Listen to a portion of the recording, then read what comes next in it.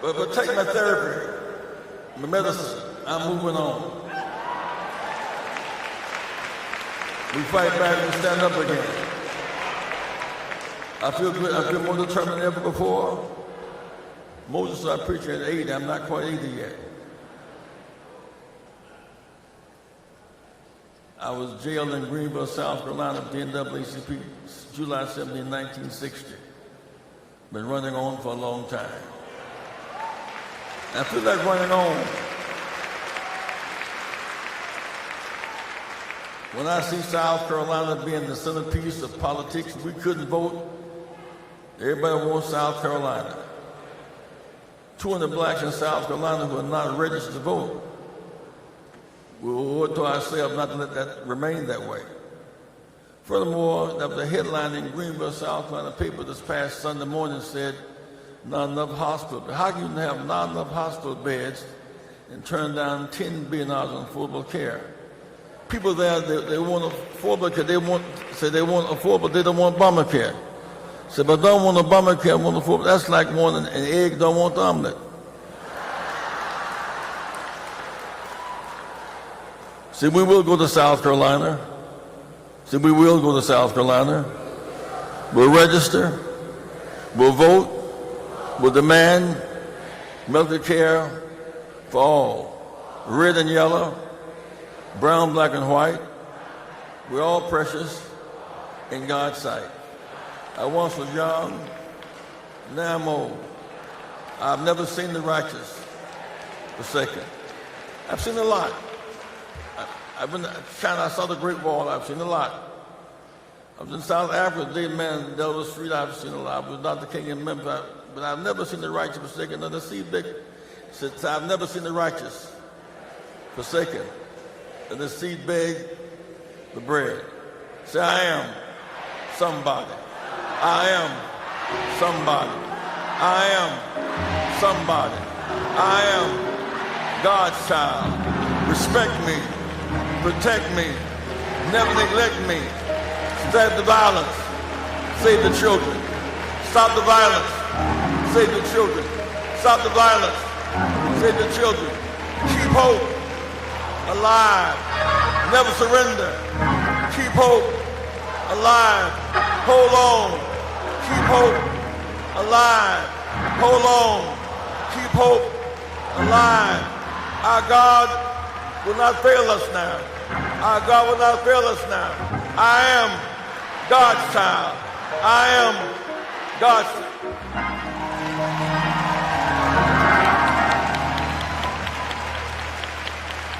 Reverend Jesse Lewis Jackson.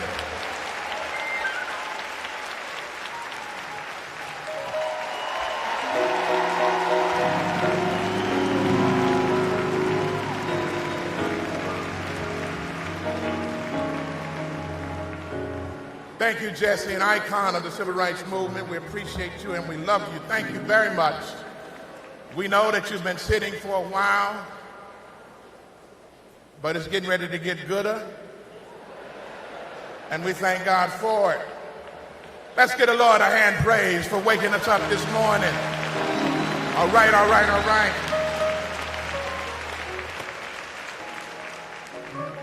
I'm living in Detroit, and this convention is here. A reporter asked me the other day, well, what do black people want? And I said, it don't take no PhD to figure this out. We want health care like everybody else. We want good jobs like everybody else. We want income equality like everybody else. What the hell do you think we want? We want a life like everybody else. This ain't difficult. This is not no magic to this. We want what everybody else has. We want to be able to have a good house, a good community, good schools, good education, live safely, and when we get stopped by the police, we don't want to have to go home in a box. We want the same damn thing everybody else wants. I'm sorry. I apologize. I'm sorry. I'm sorry, bishops. My apologies. I'm sorry. Blame it on the Spirit. I'm sorry. I apologize. I want to introduce a bad sister She is a mother. She is the White House correspondent for CNN. She's a political analyst, the D.C. Bureau for American Urban Radio Network. She's an author and speaker. She is also the recipient of, most recently, the Detroit Branch NAACP's Ida B. Wells Freedom and Justice Award. She is the reporter, the journalist that President Trump told to sit down, but she kept standing up. She's a bad sister and a bad mama. She's here to moderate the President's Forum. Let's welcome our sister, April Ryan.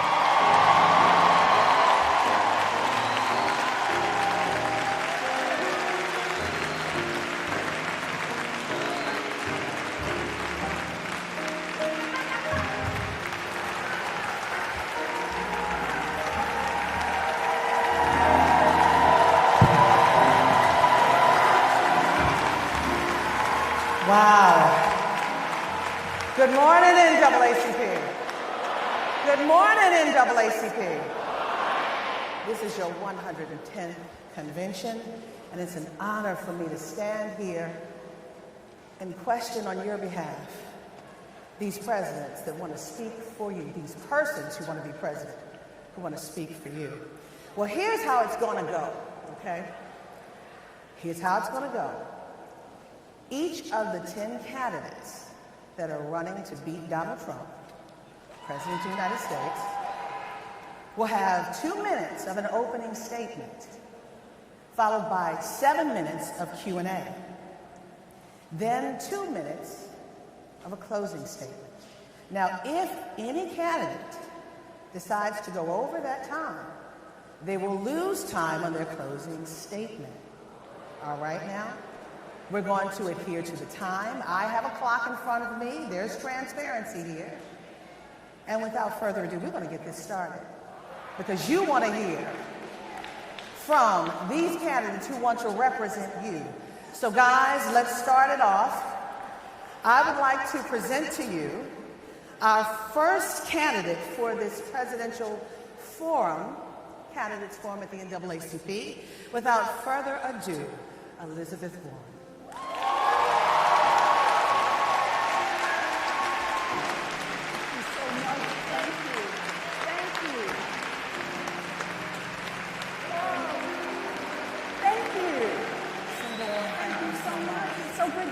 It's great to visit with you, yes.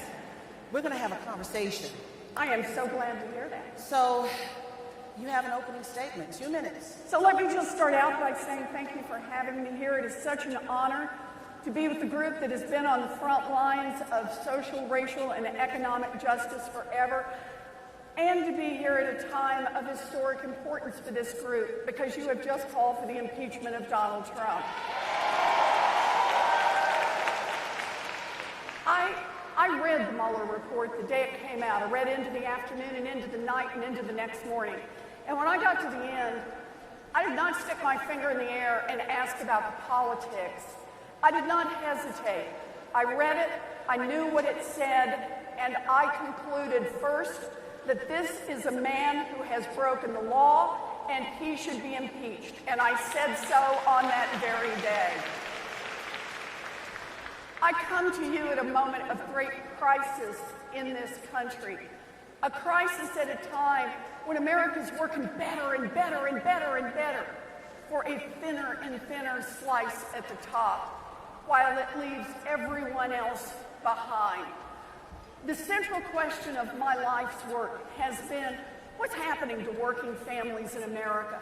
Why is the road getting so much rockier and so much steeper? And for families of color, even rockier and even steeper. And the answer is it's no accident. Race lies right at the heart of this issue. Look around us.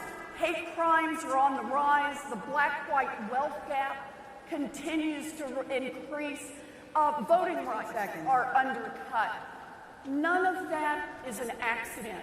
We live in an America where the plan of the President of the United States is to turn people, working people, against working people. All right. Let me just finish, I'll take it at the end. Okay. Based on color, based on change. Because here's the important part.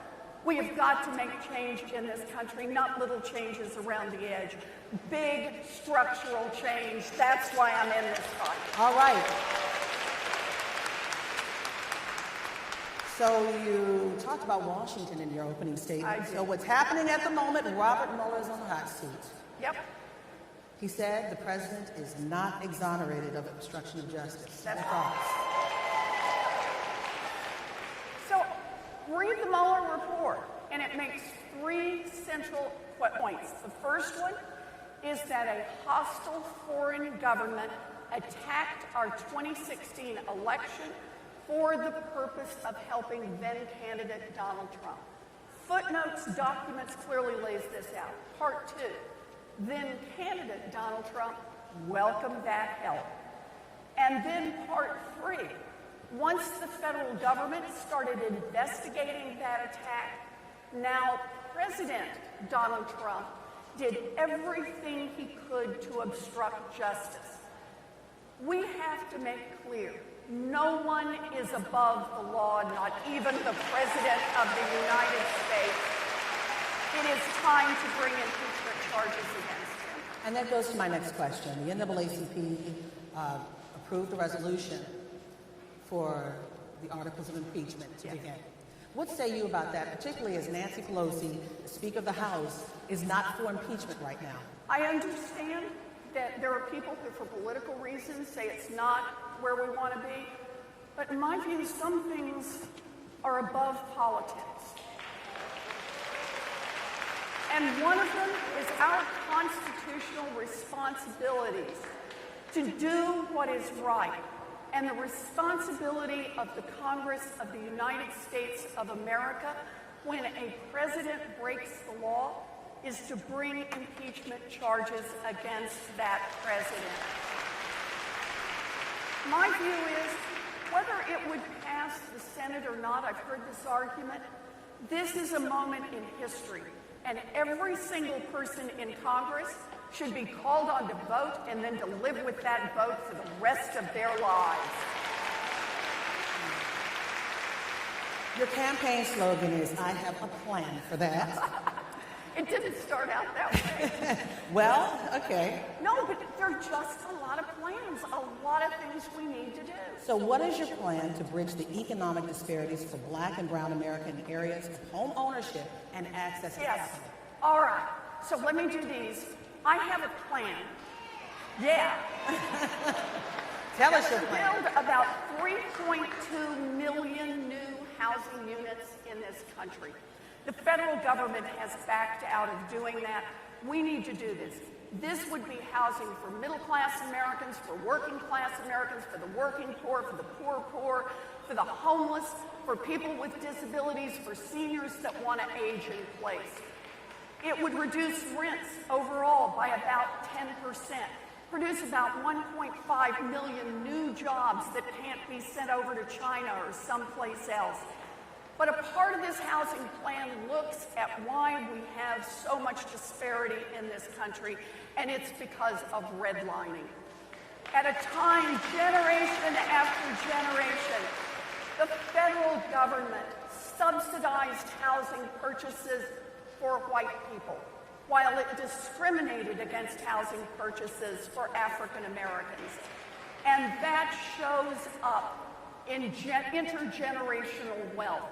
So my proposal not only builds new housing units, helps refurbish all of our housing in America and bring down housing costs, but specifically sets money aside to say that in formerly redlined areas or places where people lost their homes during the housing crash that focused on families of color and communities of color, we're going to do first-time buyer assistance and get more African Americans into home ownership. That's how you make a difference.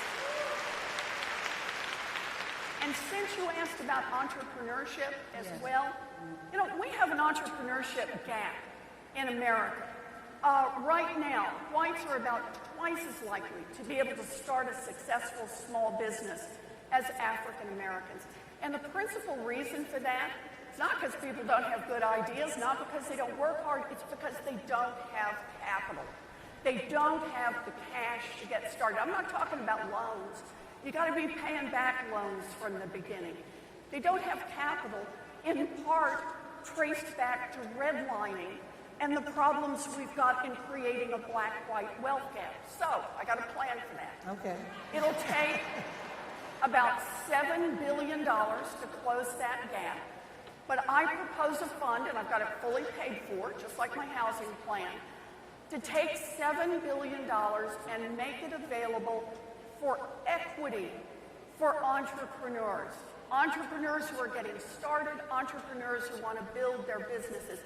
These are the upfront investments that often make the big difference between whether a business can succeed or fail. One other part, this $7 billion fund is going to be administered by people of color, by women, by people who are usually shut out of the investment decisions. We know that people making investment decisions tend to pick people who look just like them. So instead of having a bunch of white guys run this, we're going to make this an investment fund that looks like the people who need a chance to be able to build their own businesses. That sounds great. Good. But at the end of the day, how are you going to pay for it? Oh, I got to pay for on this. Okay, tell me. All right. I'm ready. Because this is What's your so plan? fun. I've got a plan for that. A wealth tax. It's time for America to put a wealth tax in place. This is a 2-cent tax on the top 0.1% of fortunes in this country. So your first $50 million, free and clear. But for your, I know you're relaxing now. For your 50 millionth and first dollar, you got to pitch in 2 cents. And 2 cents for every dollar after that. That produces enough money, think about this, to provide universal child care for every baby in this country aged 0 to 5, universal pre-K for every 3-year-old and 4-year-old in this country, raise the wages of every child care worker and preschool teacher to the professional levels they deserve. We're now not closing statements. Provide technical school, community college, and 4-year college for every one of our kids. Put $50 billion into historically black colleges and universities. Cancel student loan debts for 95% of those who got them. And put $7 billion into my entrepreneurship fund. I thank you. Thank you. Now we have closing remarks. It went by fast, but closing remarks. We need to make change in this country. Not just to get rid of Donald Trump and go back to the way things were. A country that elects a man like Donald Trump has serious problems.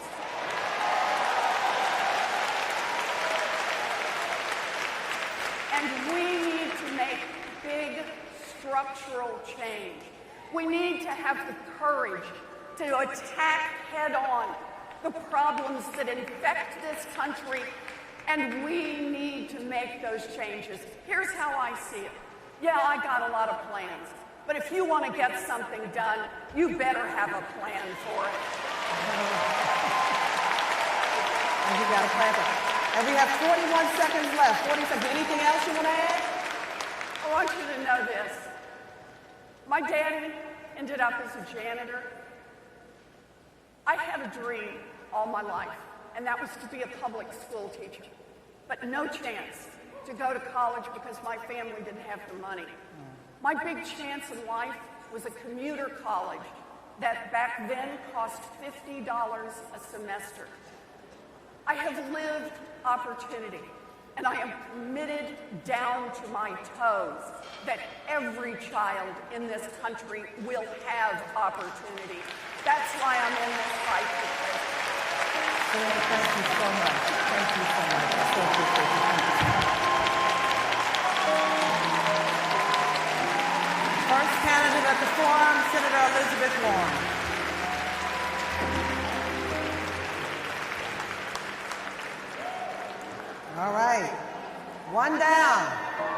5 more to go. Look who just came out on the stage. Cory Booker, Senator Booker. Hello, Senator Booker. How are you? I'm very good. How are you? Fine. Spartacus is in the building. Good morning, everybody. You now have 2 minutes of an opening statement. Well, I just want to say how good it is to be back here in Detroit. My family hails from this city. This is where my mama was born, and this in many ways was the start of our American dream. We have an existential crisis in this country, which is the presidency of Donald Trump, ripping our nation apart. We have to make sure that we win this next election. And we know there has been no great movement for social change, political change, or economic change in this country without African American communities being a part of that transformation. And we must have leaders that don't just come to our communities and ask us for their vote, but that know our communities.